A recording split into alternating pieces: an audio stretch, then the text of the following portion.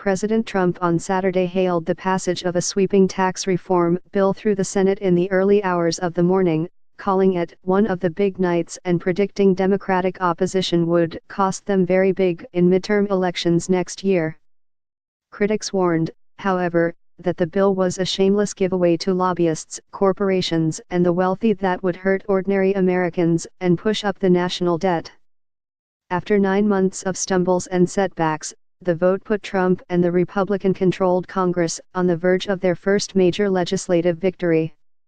The first major overhaul of America's tax code in more than 30 years will pave the way for a $1.50 reduction in tax bills, permanently slash the corporate tax rate by nearly half, to 20% from 35%, and also offer temporary cuts to individual tax rates.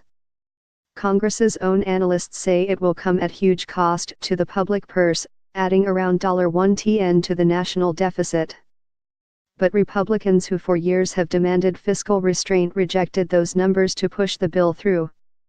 The New York Times was utterly damning in an editorial, describing the bill as a looting of the public purse by corporations and the wealthy, which it said showed that Republican leaders' primary goal is to enrich the country's elite at the expense of everybody else, including future generations who will end up bearing the cost.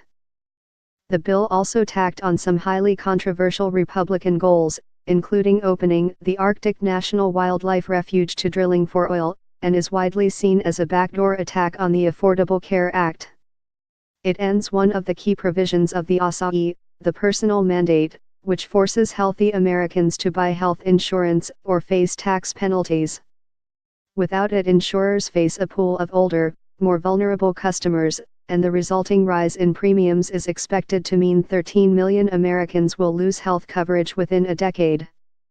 The bill was hurried through the Senate in the early hours of Saturday, without even time for opposition senators to read it, much less for analysts to cost out the last-minute changes needed to secure the slim 51-49 majority that passed it. The Republicans have managed to take a bad bill and make it worse, said the Senate Democratic leader, Chuck Schumer. Under the cover of darkness and with the aid of haste, a flurry of last-minute changes will stuff even more money into the pockets of the wealthy and the biggest corporations. Some of the amendments had been scrawled on to the 500-page draft by hand, and several seemed to have little to do with taxes. Adding to Democrats' outrage, they got first glimpse of many changes via lobbyists, who had seen the bill before them and sent on photographs. But they were powerless to stop it, because Republicans used a procedural rule that meant they needed only a simple majority in the chamber to pass the bill. Final hour concessions brought all but one of the Republican rebels on board. Bob Corker of Tennessee, the lone holdout, voted against the bill because of concerns about its impact on the national debt. He described himself ruefully as a dinosaur on the fiscal issues, a relic from the days when his party made deficit reduction a core political goal.